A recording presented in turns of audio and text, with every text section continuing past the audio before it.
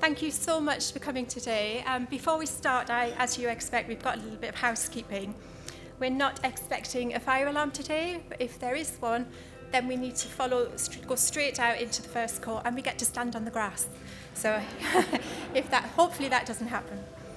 And a little bit about the Blendology badges. If you haven't discovered already, you'll be able to scroll through the screens and read more about the event and the information such as the Wi-Fi code, etc.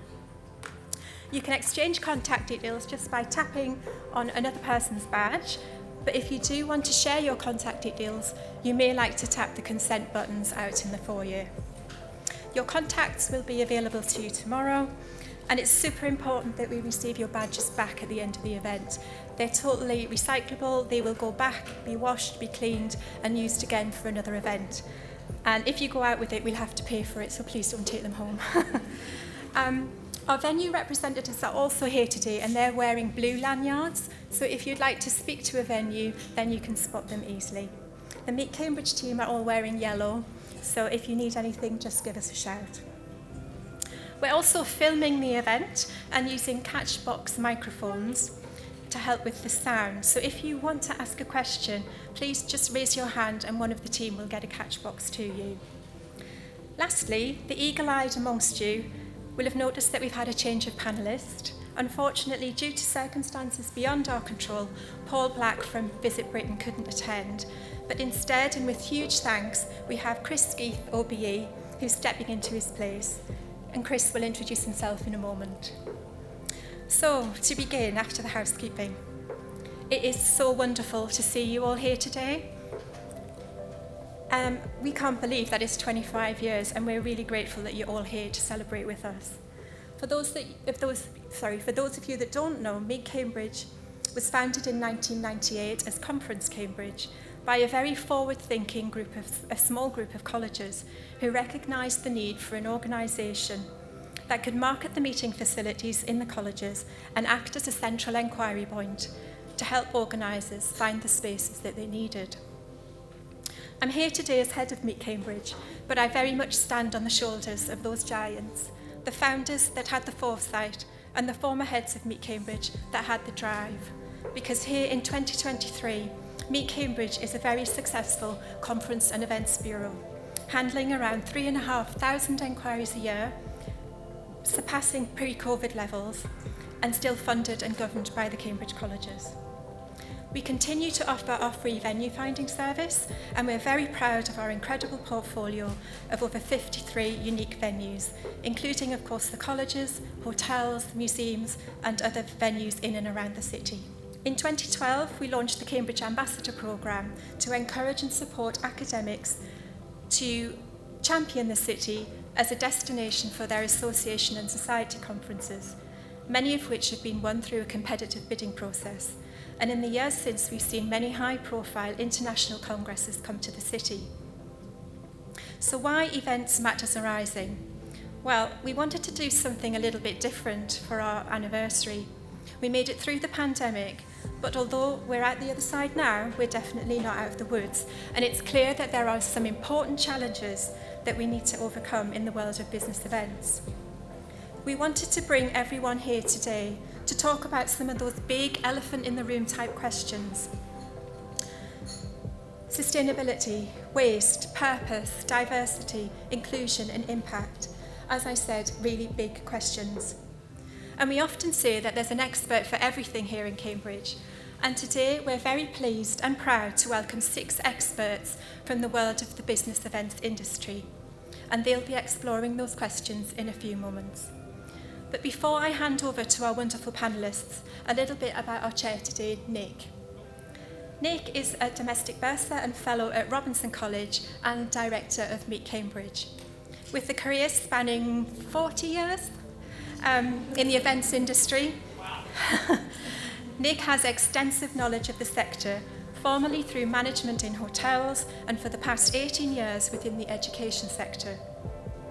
Having weathered previous storms, including the recession and the COVID pandemic, he has witnessed vast change in both the needs of event planners, the supply chain, and within venues themselves. As Director of Meet Cambridge, he is passionate about the importance of a destination and the role that the Convention Bureau has in supporting both clients and venues. It promises to be an interesting discussion, and we are absolutely delighted that Nick will be leading and facilitating the session for us. Over to you, Nick. Oh, thank you very much indeed, Judy. Good afternoon, everybody. Lovely to see so many familiar faces and so many new faces as well. Although with how many years in the industry, I would be forgiven for saying old faces to some of you. This is my last hurrah because I finally get released on parole at the end of the year. And it's wonderful to be here. Anyway, less about me and more about the things that are important. So before we do anything else, let me get the panel to introduce yourself. I'm going to start with Martin. Thank you very much.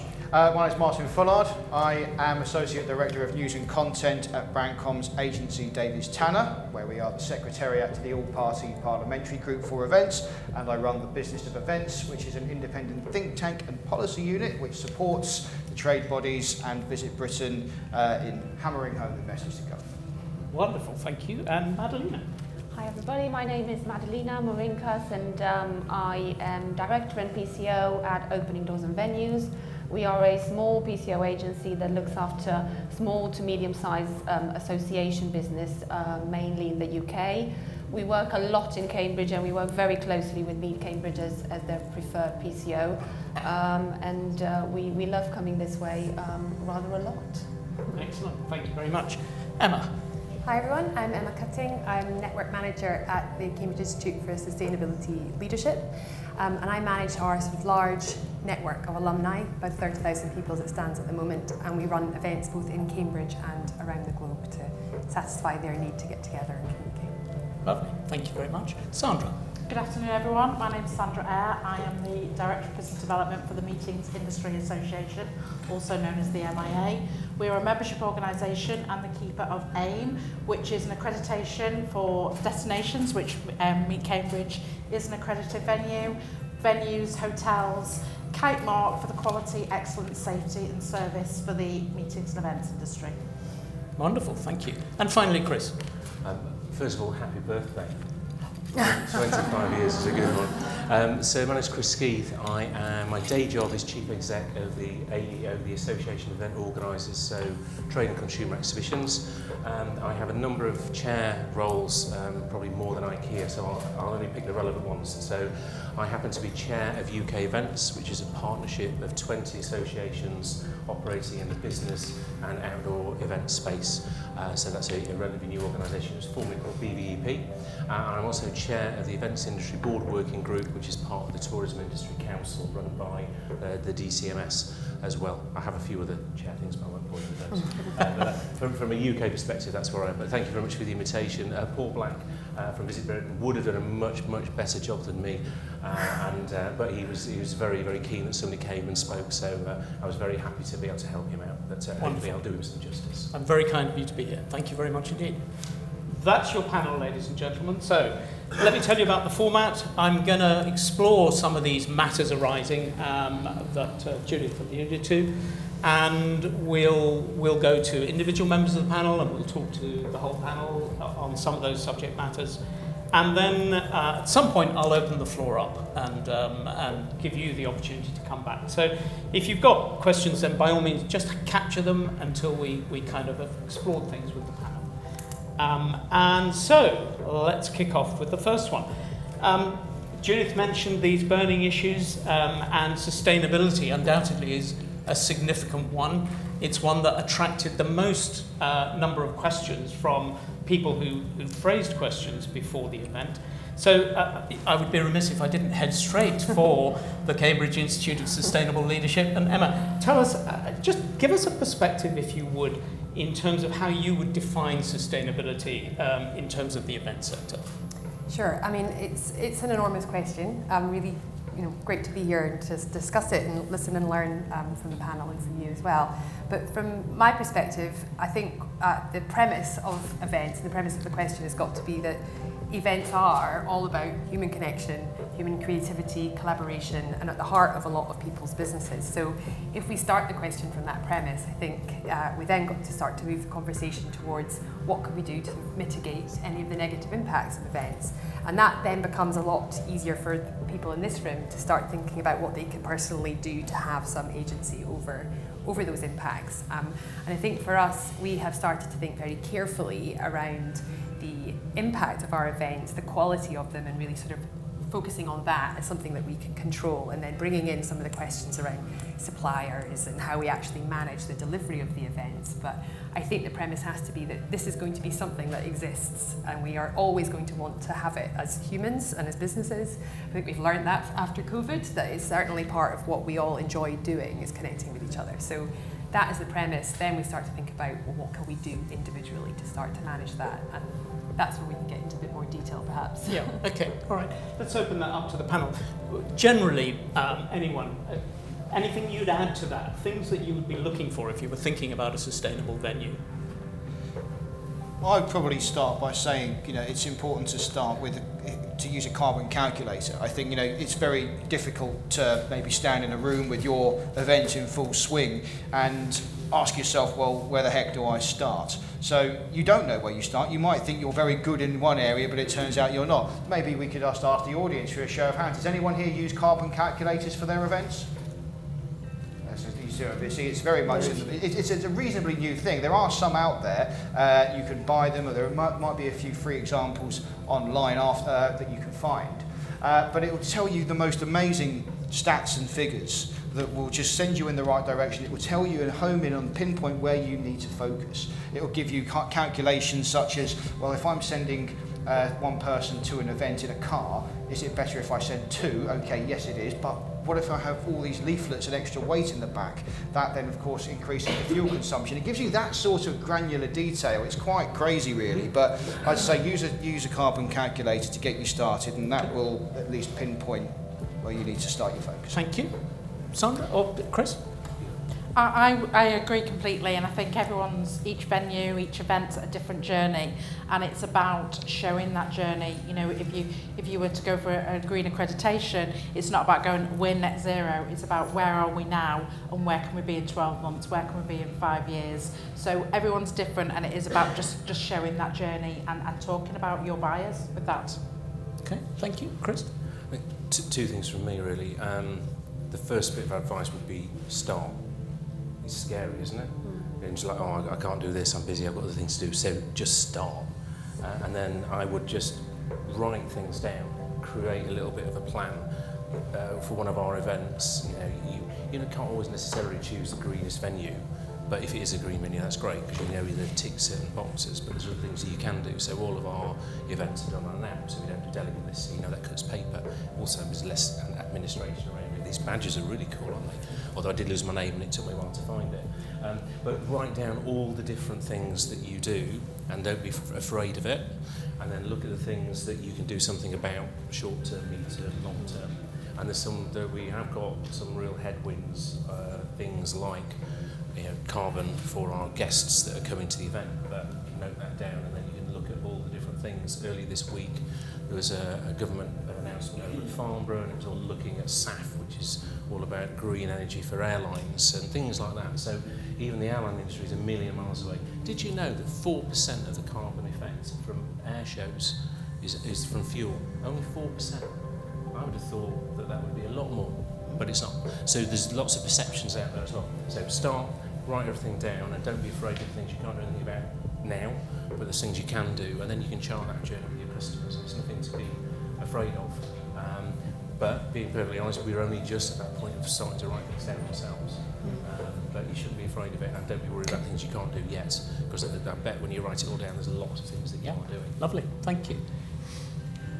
On the same note is rethink. So go back to basics and rethink your event. Rethink, do you actually need that piece of signage? Do you actually need that stage set to be fully branded? Just rethink every part of the event, and I think that's a recurring theme now with, it's not just reduce, reuse, recycle, it's rethink, repurpose, reduce, reuse, recycle. Okay, so a number of take-home messages there. We've got the carbon calculator, we've got green accreditation, we've got writing things down, start, getting on with that, rethinking things. Anything you'd add? Well, I was reflecting that we're starting to develop a scale of our events, which kind of encapsulates what you've been talking about. But it's, if we've got events where we know we need to bring people from all over the world, it's going to be, that is part of the premise of the event. Then that's kind of quite kind of up at the red end of the scale, if you like. We do them rarely, but we do them really, really well. And we think through the impact of those. It's got to have really clear outcomes and really clear impact framework around that. And then we've got at the slightly lesser end of the scale where we might have more local event where we can bring in some of the reuse, recycle stuff as more of a systemic kind of approach to those events. We can afford to do them more frequently. So we're just starting to think through how we manage that, but it's all about balance, because we as an institute run all different types of events, so it's not a sort of one formula, but we're trying to find a framework that allows us some freedom to move around with the approach. Lovely, thank you very much. Chris was alluding to event apps. Madalena, any add-ons to that? Any thoughts on that? Absolutely on the same note. So we've been using event apps now for a good long time, and we've gone through a few, and now we've settled on the one that is embedded in the management system that we use, in the event which is what we use. And it has helped cut down all of that print. We have found that we went, 100% no print, and we say we rely on the app, and that sort of backfired a little. So we're now trying to find a halfway point where we still perhaps print some of your summary programs, or you put some of your summary program on some digital signage, because we find that people are reluctant to just rely on the apps. But they are a great sustainable way to offer sponsorship opportunities. So from a commercial income point of view, that's great, especially for your small and medium associations that rely heavily on that. So our events always now come with the app, even if the client says we don't need an app. We end up just, we'll throw that in, because once you've experienced it, and once your delegation has gotten used to that, next year you'll want it. And does it actually help you with sponsorship? And that's quite an interesting Yes. Well, we do our sponsorship packages quite bespoke. So we see at every element of the event, and let's see what could be sponsored. And for example, maybe the app itself can't be because the client doesn't want it to be fully, commercially sponsored. But there's banners on there, there's brochures on there, there's all sorts of resources that you can put on this app that otherwise you would have to print in a booklet, or there wouldn't be any opportunity to promote. If I was a skeptic, I might say, really, can events really ever be truly sustainable? But put my skepticism behind me. What do you think the future looks like? How important will sustainable events of the future, in conferencing be? Anybody? Jump in. I think they will. I think they are important. I think they're important now. I think, a lot of event planners are looking for sustainable venues, or at least on that journey too.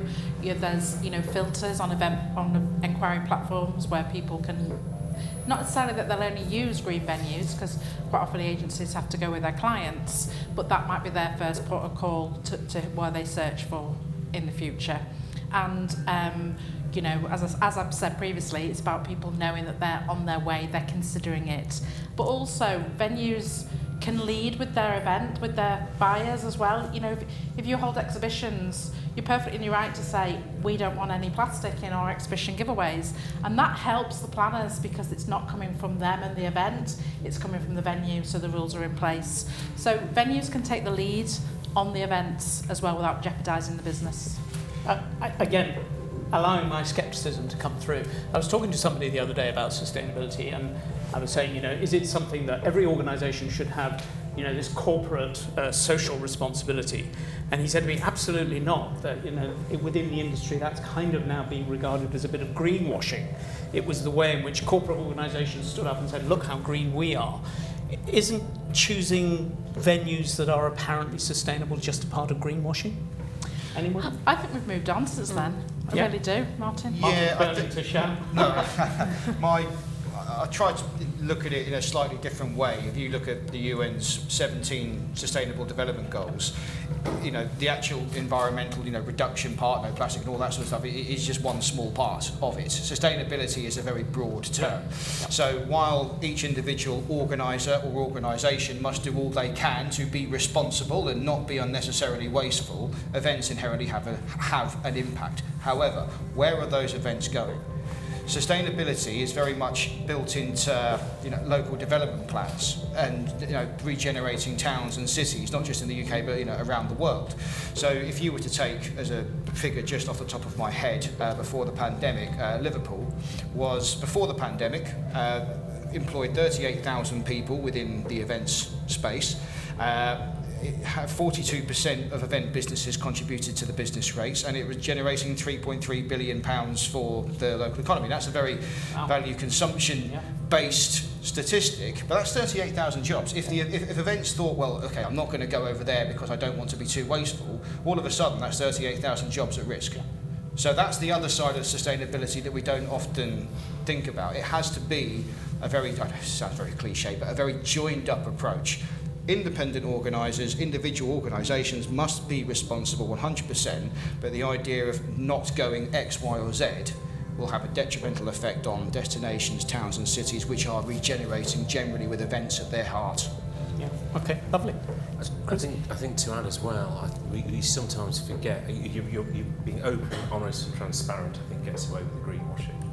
You've got to be very clear, open, transparent and honest about where you're at. The other thing that's really interesting is events are the most sustainable, efficient way of doing business. We've proven through the pandemic that people are desperate to get back to face-to-face. You're not doing those big deals on Zoom, are you? You've got to get to face-to-face. We're all back. I mean, London today was crazy.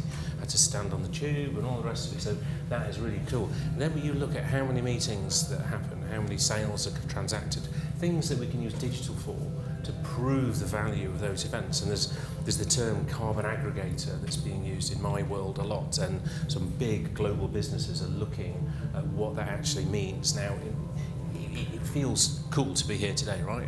You're not all going to jump in your cars and whiz around Cambridge, or your bikes and whiz around Cambridge and see each other. You're going to see more people than you would have done had you and achieved more in a shorter space of time in a very efficient way. But we can't go out to say, it's really cool to do it that way. We need to prove it in a sensitive way, and that the carbon aggregator work is looking at actually carbon saved by going to an event, trade generated at an event, jobs supported at an event, and I think we need to get that narrative right, and that for me is the big headwind that we've got, because we all know that it is a very sustainable and efficient way of doing business. Lovely. But proving it in a careful way is important, and there's lots of money getting spent. So the same guy that I was talking to replaced the acronym CSR with another one, which was ESG, and I said to him, well, what's that? And he said, that's environmental, social and governance. Just thinking about some of the other challenges around sustainability, because it's social, the skills gaps and recruitment issues that we've got these days, how's that kind of working? What can venues do about that? Sandra or Emma?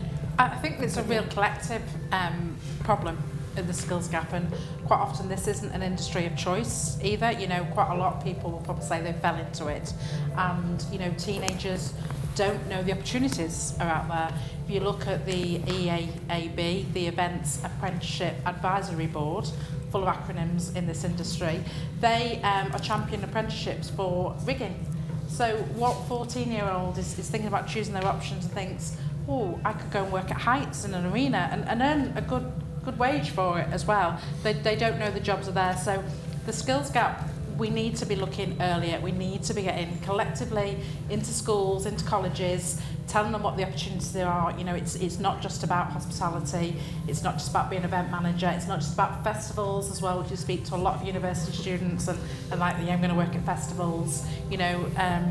Madalena knows associations. I've worked with associations for many years. They hold large national events, international events. There's the marketing support, facilities management. So we really, as an industry, need to make it an industry of choice. And something we're doing at the MIA is introducing a student membership as well. So we can start doing that and champion our members to start talking to people sooner. Schools, colleges, universities. Lovely, thank you very much. Yeah. I'm going to move us on because there's other matters arising to look at. Chris talked about the fact that we're all feeling better about coming back and having events in person. Maybe not quite at pre-pandemic levels, but getting closer to it. So how do you see the changing the changing of how events happen post-pandemic? Or indeed, can we expect business as usual ever, or is it never going to quite make it? From our experience in our smaller business, it's over pre-pandemic levels. Okay. So the volume of business that we've had last year, we've never had that before. And I'd say over 60% of that has been in person with no hybrid element. So whether is that fatigue of, you don't want to even hear about being behind the screen anymore, so we just want to be in person, and maybe that's going to stabilize in time, and maybe people are going to realize actually, there is a level where it all balances nicely and hybrid is going to become more stable. But actually what we've experienced is that people want to get together, and in-person business is flourishing. I mean, it was a tidal wave, honestly, last year.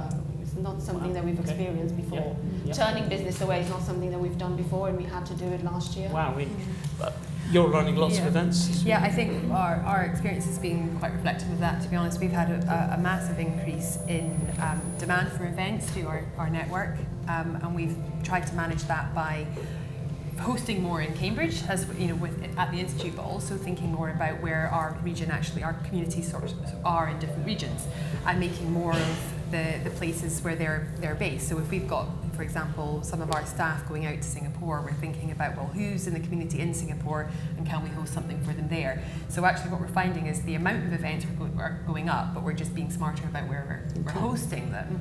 Smaller but more. Smaller but more, or there's a real mix, Yeah. but trying to meet the demand means we're being smarter, and we're starting to think about where we are in the globe and hosting them where they are. But yeah, our experience very much has been that a massive increase in demand, and people really don't want to do behind the screen hybrid stuff on the whole. In fact, we've been trying to push doing some more stuff, say in Singapore, where we've got quite a big community, and they're like, no, we'd really like to come to you, thanks. And they want that in-person human, group experience. This is fascinating. Maybe not scientific, but let's just take a quick straw poll. Whether you're a venue or an organisation that runs events and holds events, are you, in the last sort of few months, experiencing levels of activity that are higher than they were pre-pandemic, or are they still less or on a par? Anybody, just hands up. More events. No, I think probably about a third, maybe not quite, maybe more like a quarter. That's interesting. And everyone else is experiencing generally levels that are lower than pre-pandemic. Yeah? See, what I'd add, we use venue performance data, and a fairly decent sample size, largely concentrated on London, but it's a good bellwether for the country generally. So obviously from a base of nothing in July 21, 2022, peak of September or so, it shot right up. It was mad, because that was a lot of pent-up demand of business, we all know that. Yeah. And this is specifically conferences and meetings. I know we're a diverse mix as an industry, but specifically conferences and meetings. That slide is now on, it is coming down, but it's not.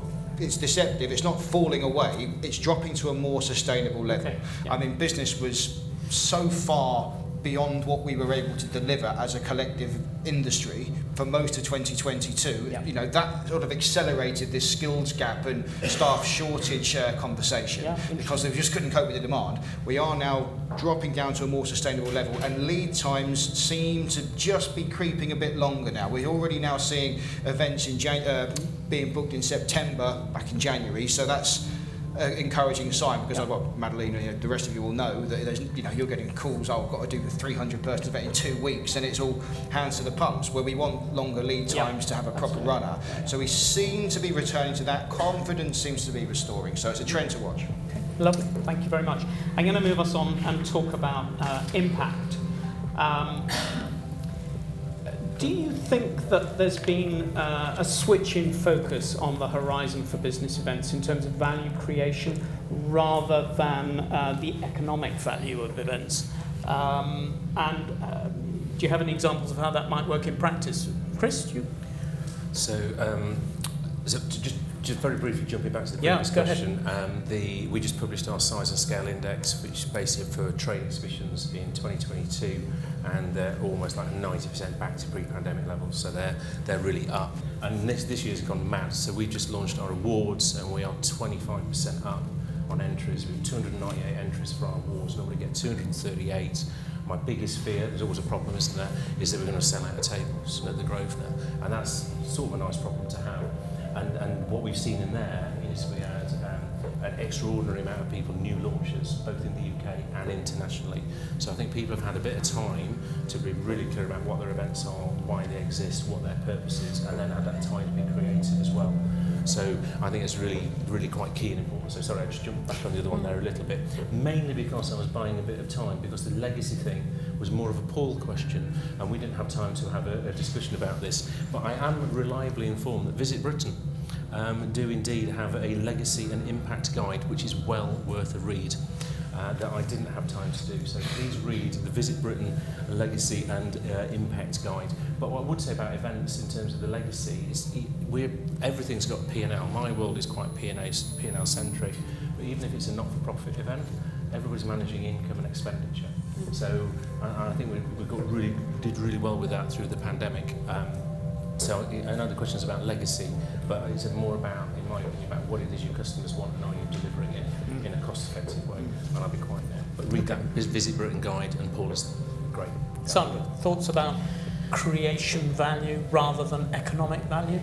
I think the thing with face-to-face events, and I've worked previously with associations, like medical associations, you can't recreate those connections online. And you know, during medical events, the networking there is so important. It is life-changing and life-saving for some of the attendees, because they can connect with somebody from across the world that they're both doing research on, and they join up, and that creates a life-saving opportunity for people in the future. You don't create those memories online. Yep. You know, you look back in the pandemic, think about the online events you attended. What can you remember? You don't remember the catering, if it was good or bad.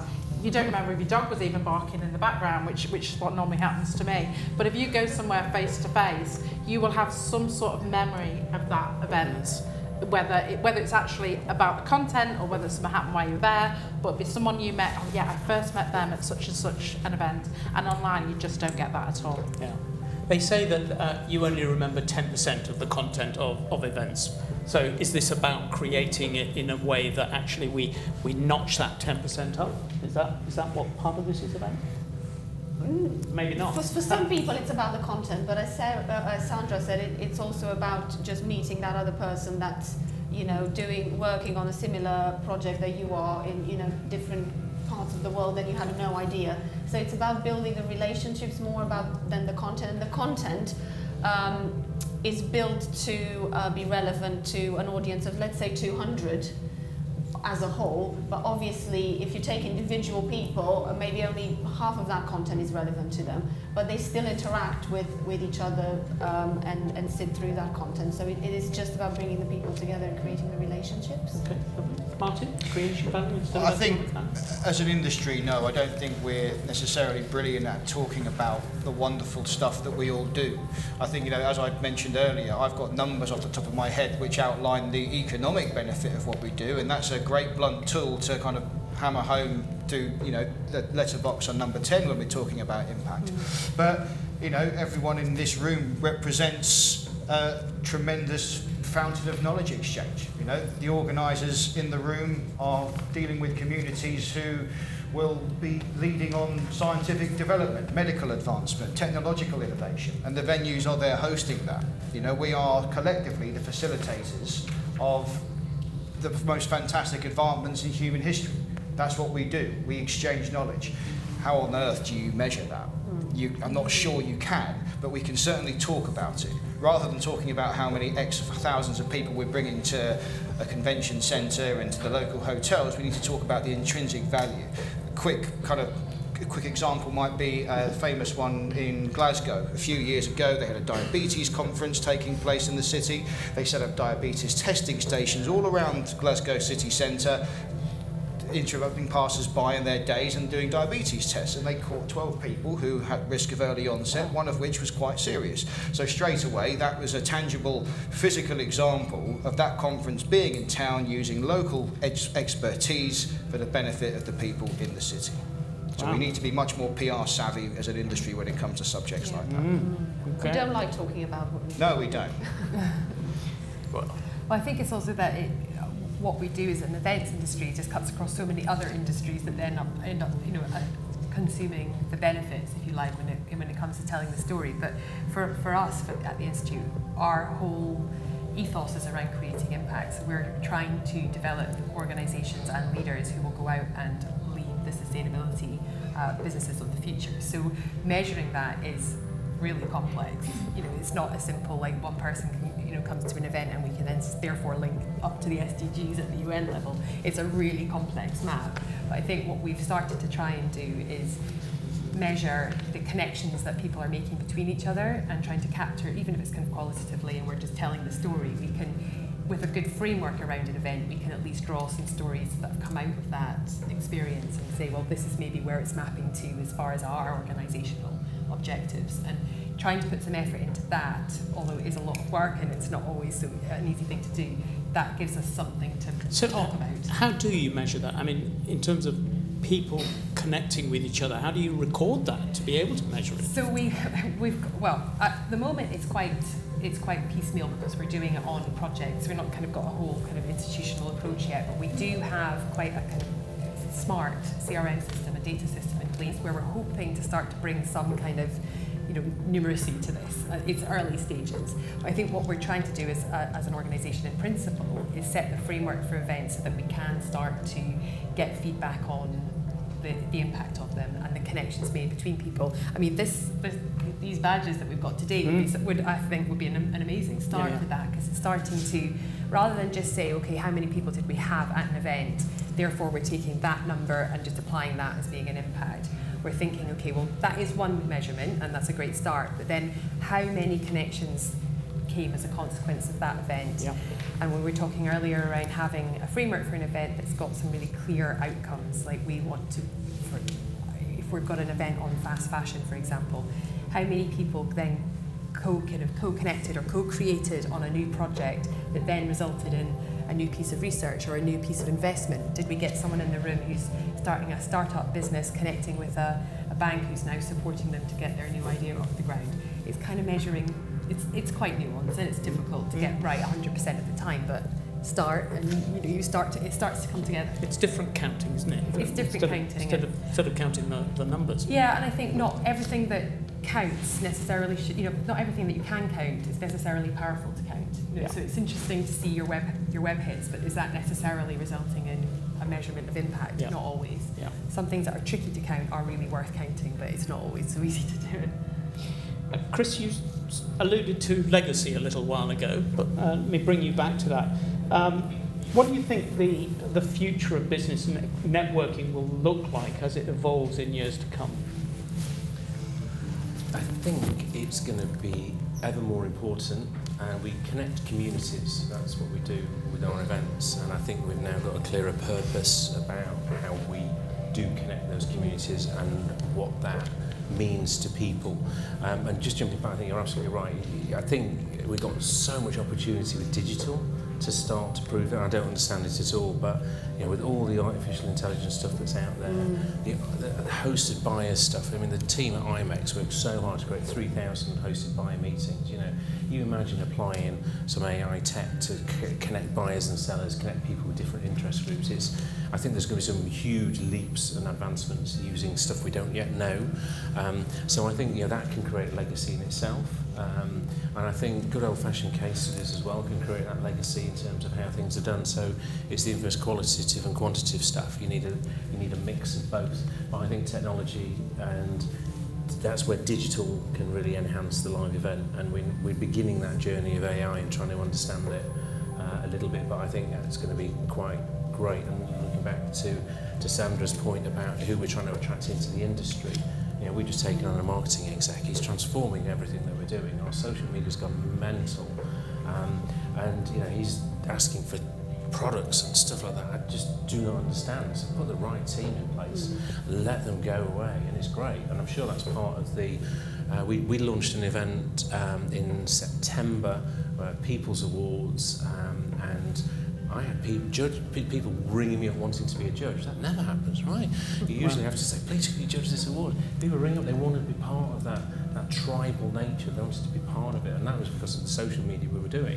And he gets really frustrated that we're only on LinkedIn, and you want us to do other stuff like that. So I think getting those right skills, those younger people in there with different views is really cool, and that can then help us build and build that legacy as well. Yeah, brilliant.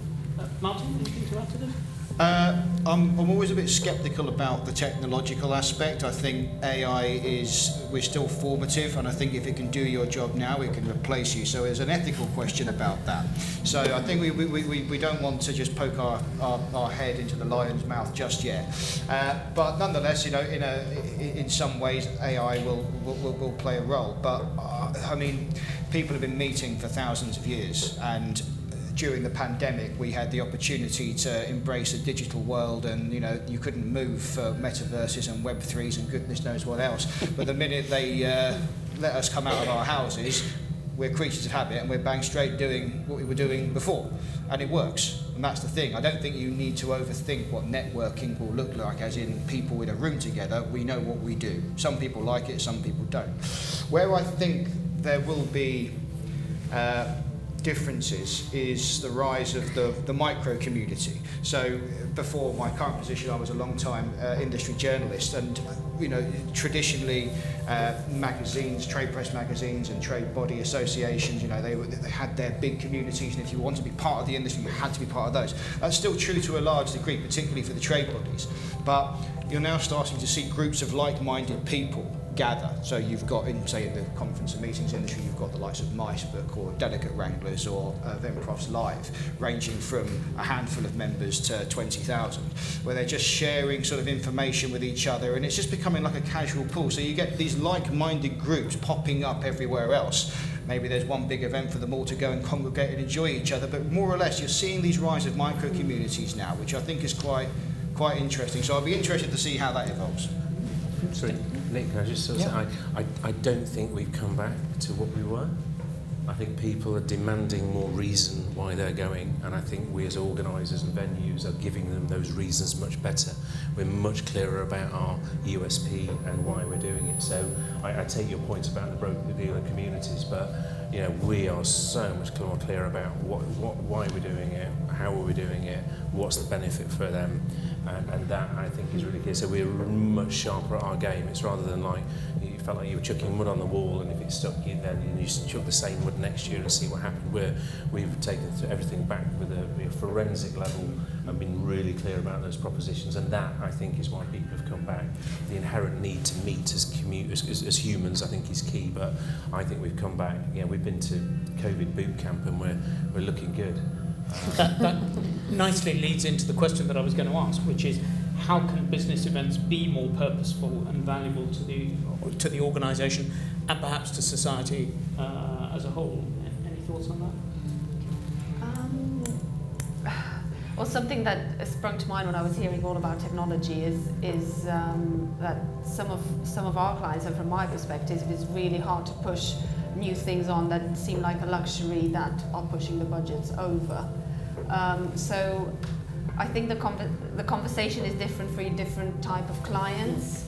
And from my perspective, still from what I'm seeing, is your budget is still king, seeing as we are at King's College, and is whatever falls into that works. So you have to be really clever about molding things around that and trying to find a middle ground. So it's really hard to be very creative and very innovative and push sustainability where it needs to be sometimes, and push that infuse that natural king and change the event completely because the bottom line won't allow you to. Interesting. More purposeful, or is it the bottom line? I think it's both, but just we look back at networking as well, and we've got this generation, you've got your new social media person that's really creative, but this is the generation that don't want to be out there networking, and we've got to drag them on kicking and screaming to understand the value of it. I found with younger members of the team, they don't want to pick up the phone as well, and that's all about building relationships as well. So again, I think I wouldn't say it's a skills gap, it's definitely a generation thing, and I think COVID probably accentuated that as well, because they didn't have to speak to people, and a lot of Zoom calls. There's nothing worse when you're going on a Zoom call and you're making a presentation and you've got 30 people on there and 28 of them turn the camera off as well. So I think it's work we need to do about the importance of networking as well. Yeah, lovely. Emma, anything to add?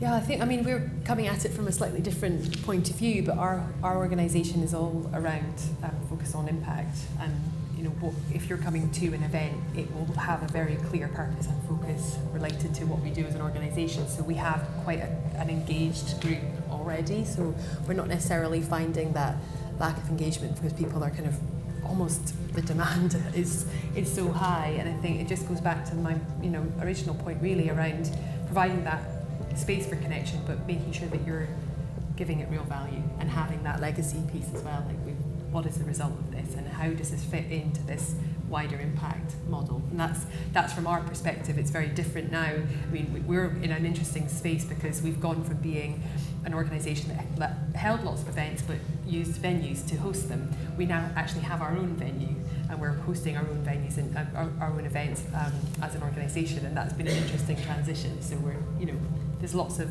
measurements around the value around that as well. Interesting. Yeah. Okay, let's change the focus for a little bit and have a bash at the government, which we all like to do from time to time. Martin, does the UK government recognise the value of the business events in the UK?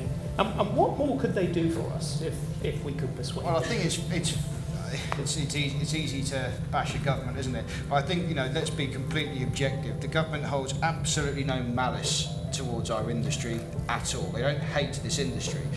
Where we collectively as an industry have failed is perhaps to articulate and to perhaps provide them with the right evidence to make them see. We, and Chris will be far better explaining this now he's here because he was at the coalface during the pandemic. There's a high turnover of ministerial positions, which does not make things very easy, and of course the civil service does obviously move things around. We are faced with challenges, I think, that other industries don't necessarily come up with. There is debate. There's no correct answer yet about which government department we should sit in. There's recently been a restructure, so technically the events industry falls under the purview of the DCMS, that's the Culture, Media and Sport, because we are under the tourism banner. There's obviously a very big case for greater collaboration with the new Business and Trade Department. There is crossover, and this is where things start to split, because I think, you know, the exhibition side has a great conversation starter and great contacts at that side, whereas we then get lumped into the creative industries as well, which is under the DCMA. So we're sort of starting to get lost and dispersed. We need to give the government data.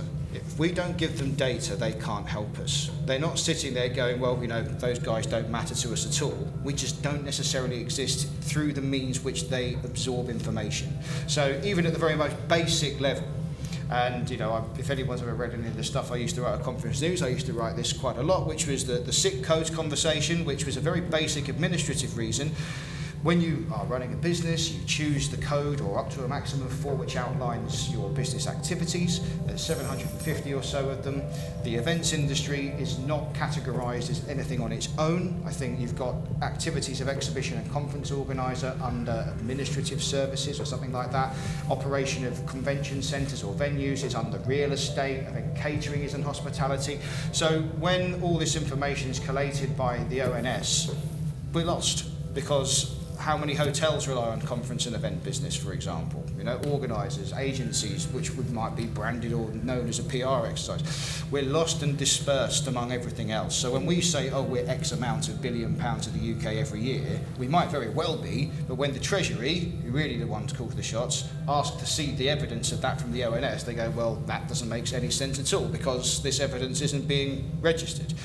So that's one of the main reasons why we haven't perhaps had the recognition we deserve, but we as an industry must be better at communicating our value, communicating our purpose. And truth be told, the progress over the last few years, no doubt necessitated by the pandemic, has been really positive.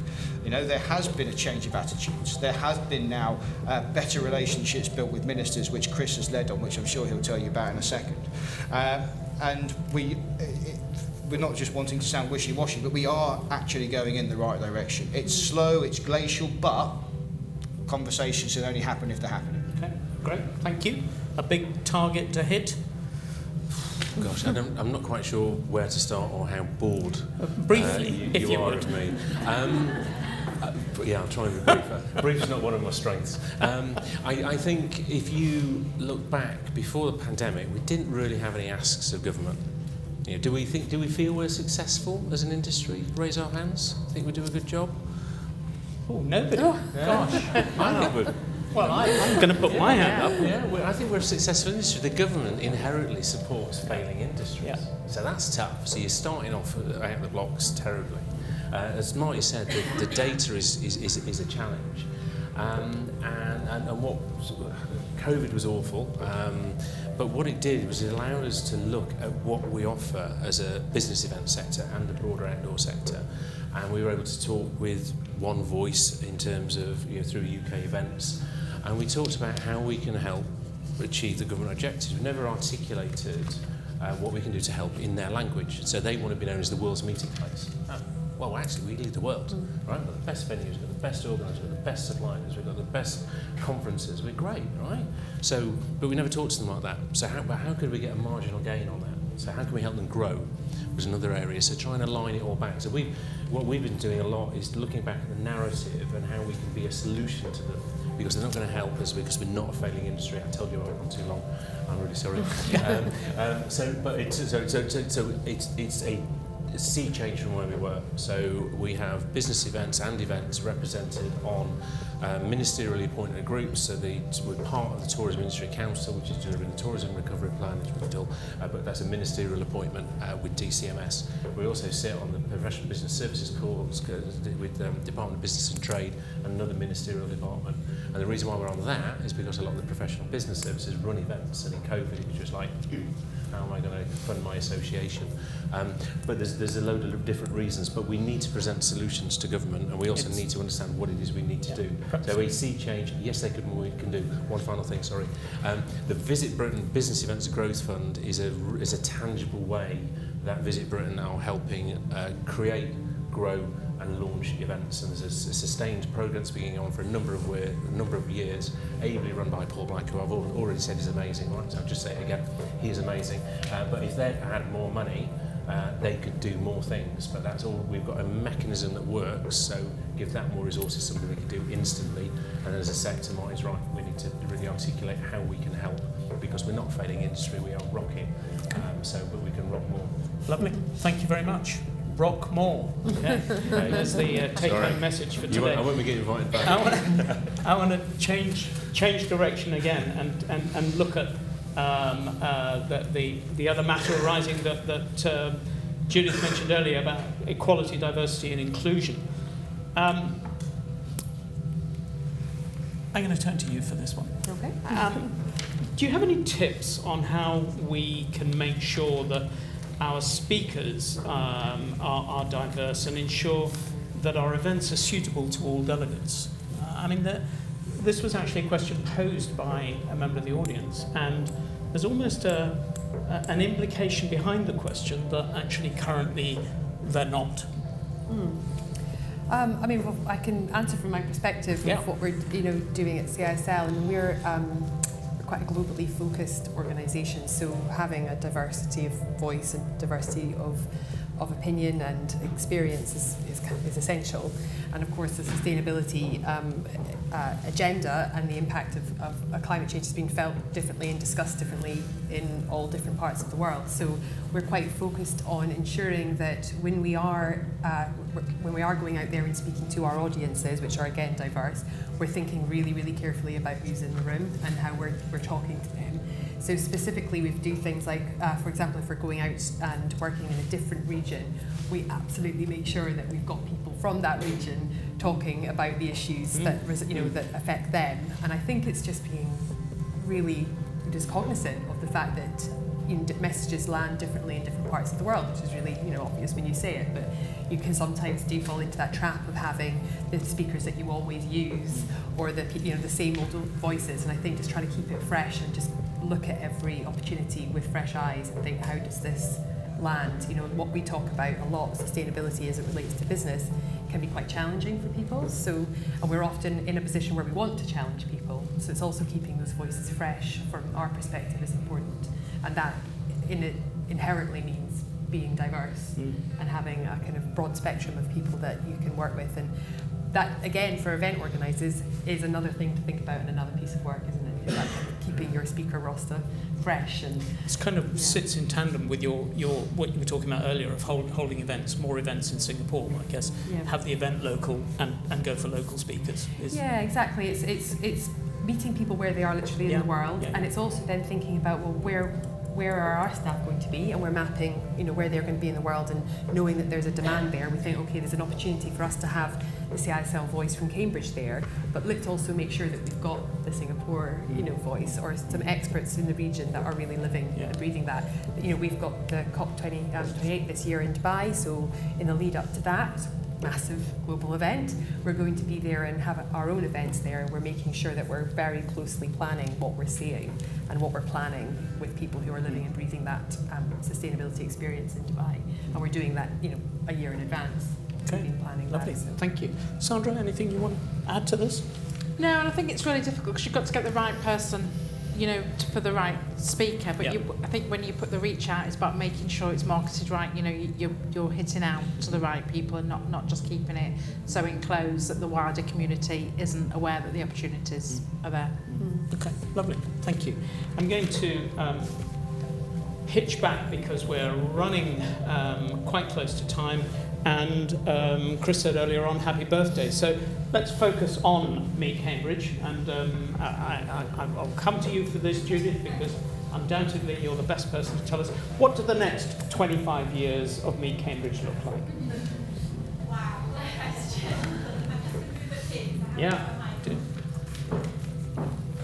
I wish I had a crystal ball. I think in the last 17 years I've been at Meet Cambridge, there hasn't been a year where we haven't gone through lots of changes and challenges.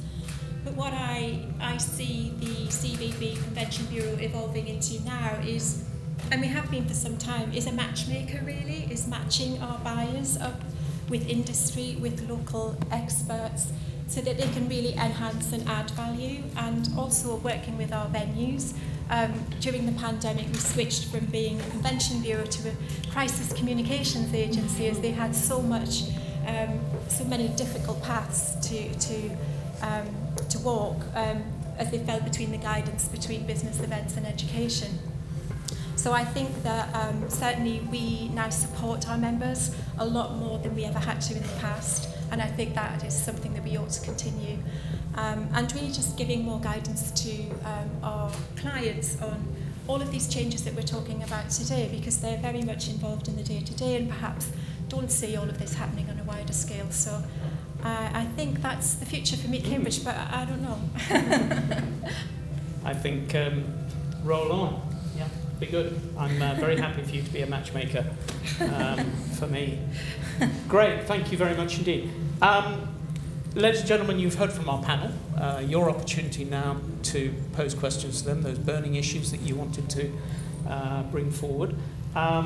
Before you ask your question, if you would just raise your hand so that we know where you are, and somebody will bring you a catch box.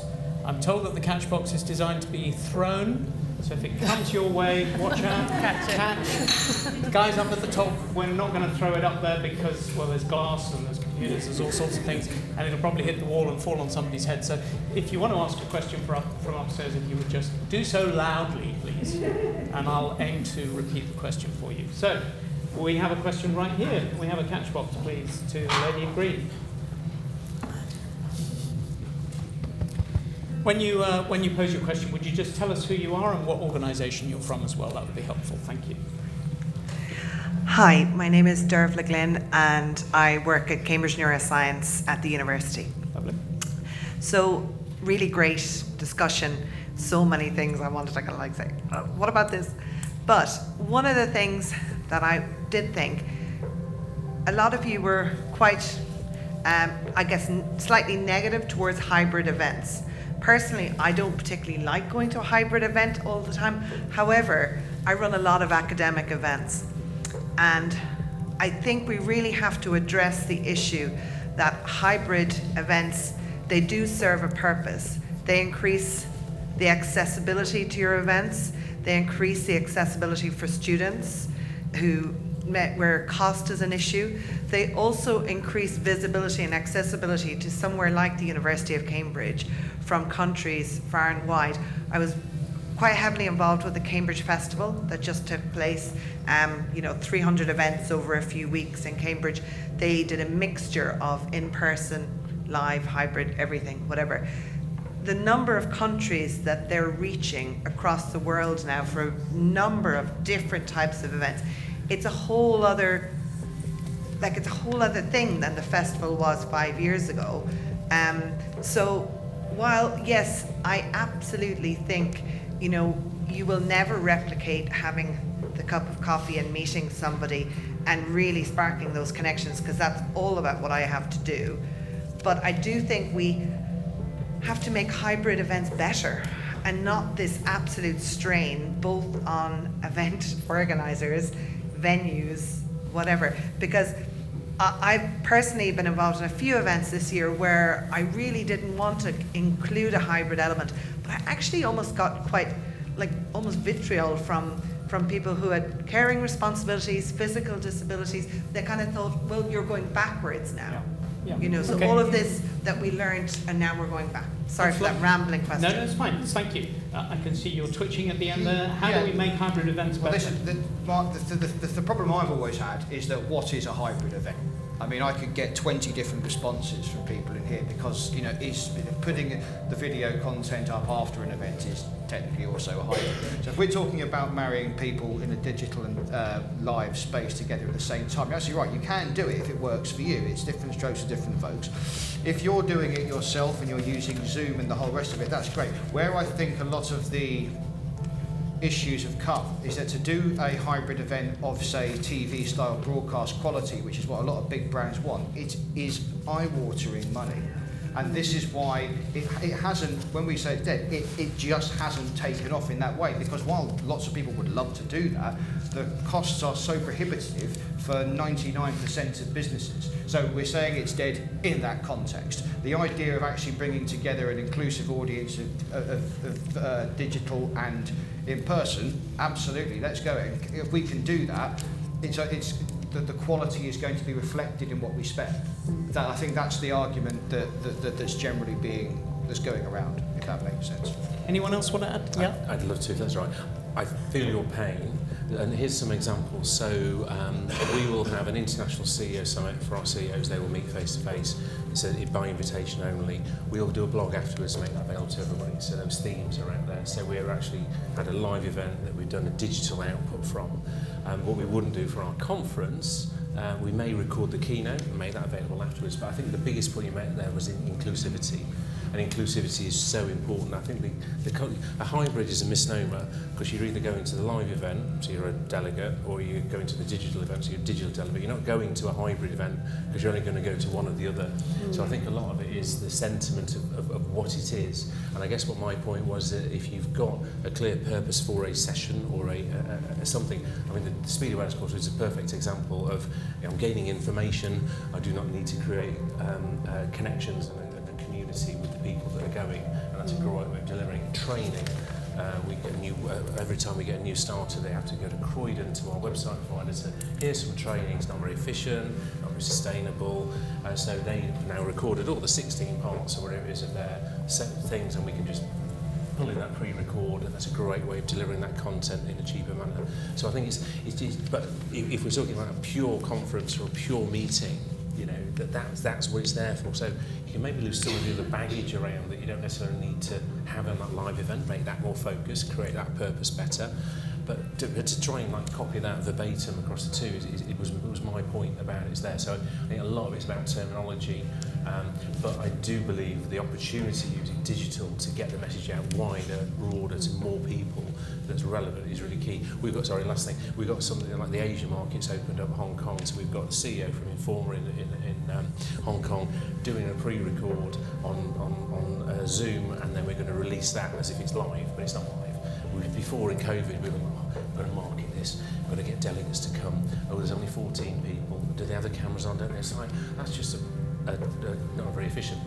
So we're recording it, we'll top and tail it, and then we'll bang it out to people. So really inclusive, very efficient to deliver, and so it's that kind of thing. So I think that's how I look at it. Lovely. Thank you very much, Chris. Other questions, anybody? Yes, over here, please. Oh, okay. Where are we going? Down here. That's a long... Oh! There we go. It's a long throw.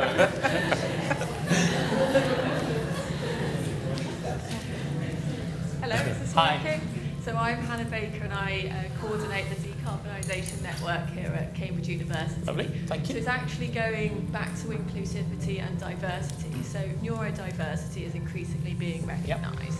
And so it is with big events, just if there's any top tips in terms of event organisation to cater for that, because it's having a strand of people who won't like events, and that exactly what you were saying in terms of the networking, that's really difficult for them. So it's, any just top tips. Yeah, okay, thank you. Sandra, you want to... Visit Britain are working with a company called New Intent, and they are creating a checklist. It won't be a one size fits all, because every venue and every event is different, but they are currently working on a white paper which will include a checklist that will help with this question.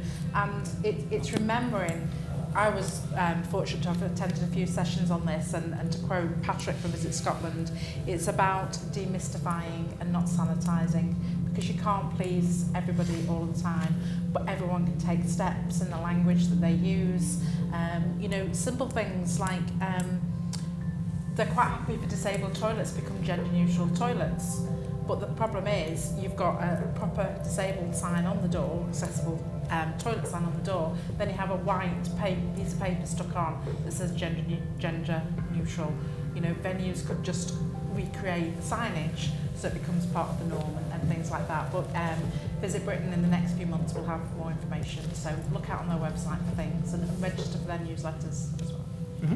Thank you. Probably sure there's a company called Eventwell, run by a lady called Helen Moon, who does a lot of great work about creating quiet areas and areas like that.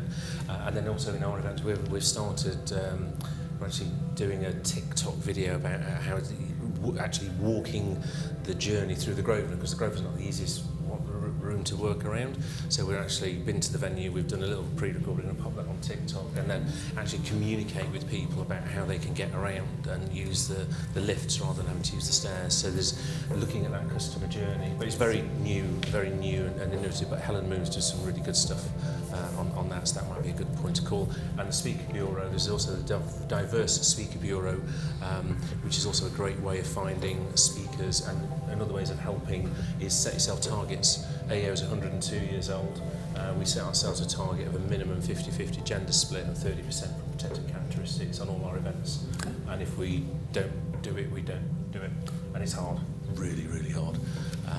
Really, really, really hard. But it's really, really worth it, because that's how you instill change. Okay. And it's about that forcing change and not picking the same faces. Yeah. Sorry. Okay. Anyone else? Any other questions at all? One over here.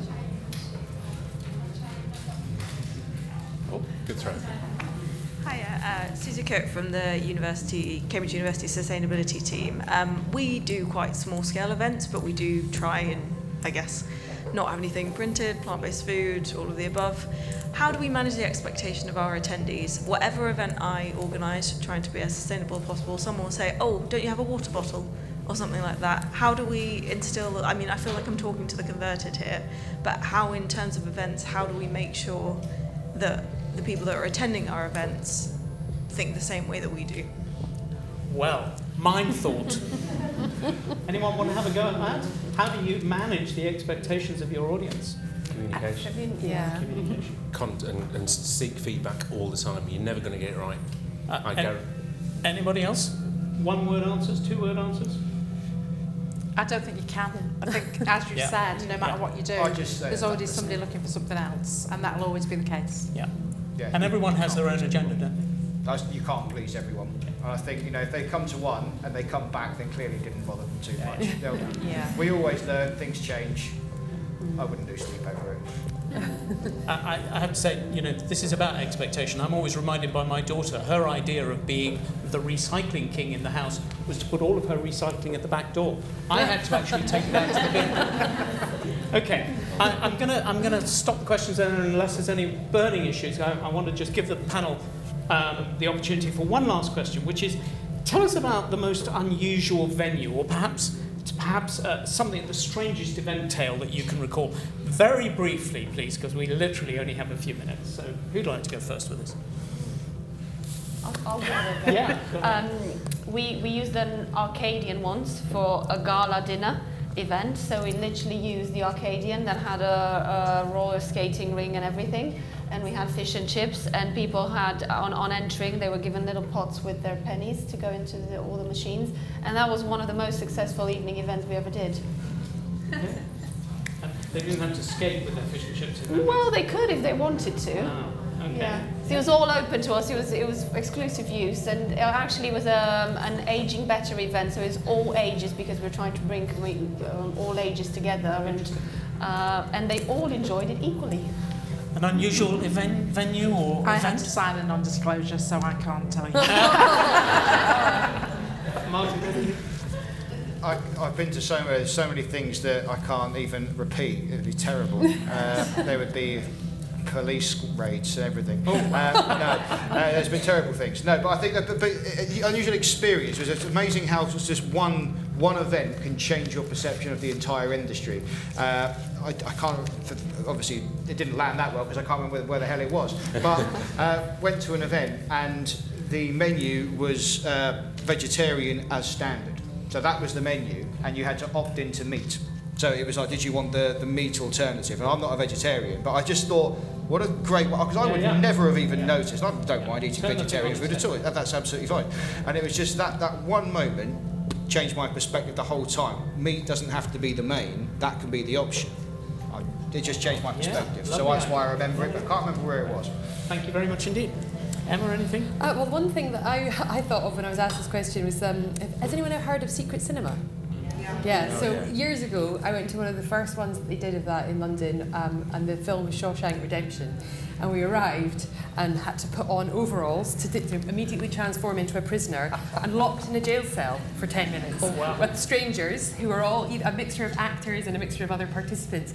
And just that feeling of like that they left it long enough just to tip you into uncertainty of like what exactly was happening. And then to be released from that jail cell and then watch this film, it was like a whole other perspective on that story. And it was just that sense of like real purpose, real planning, immersive experience. And it's, absolutely brilliant. Wonderful. Thank you. Chris, anything? I was food, so we put on a purely vegan menu at one of our events and didn't tell anybody, and nobody complained. Yeah, which is really good. And my stories get stuck in a lift for a conference for quite a long time. Still friends today. I didn't eat them like alive, don't worry, but they're still friends today. Getting stuck in a conference, in a lift before a conference, it always quite energises you before. Brilliant. Thank you very much. So there we are. I think we've dealt with the matters arising. We've gone through talking about sustainability, mitigating negative impacts, and the takeaway ideas were the carbon calculator, being green accredited, writing things down, getting yourself a list, actually starting the process, rethinking everything, scaling things, reusing, recycling. And I love the idea of the notion of sponsorship around event apps, actually make a bit of money out of it.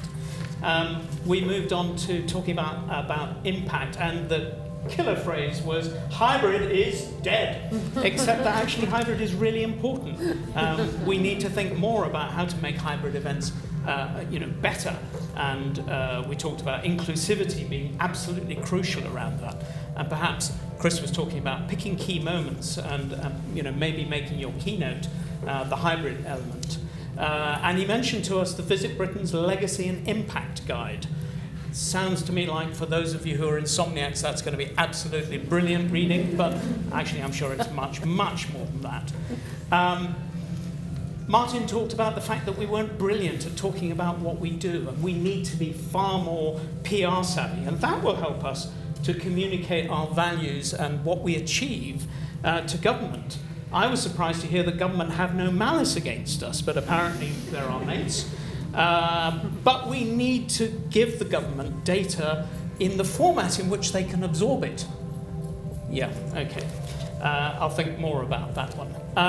The Blendology badges help us hugely with maintaining contact. I think that was one of your points. We talked a little bit about AI tech and whether or not that's actually good, but maybe it does help us to connect people, and that's about creating value rather than economically counting the beans around our events. We talked about the rise of the micro community. I was struck by when all the birds were let out the other day. Did you see it on the news? The chickens were actually a bit reluctant to come out of their hatches. But I was told that when they do, they come out in groups. They're little micro communities. And when that little group have been, they come back in and another little group goes out. Micro communities happening in the chicken world. We heard about the fact that budget is still king. Here in King's College, budget is still king. But the importance of networking is absolutely huge. And I think we ended up somewhere along the line that the next 25 years of Meet Cambridge is still about being fantastic matchmakers. Ladies and gentlemen, you're a fantastic panel.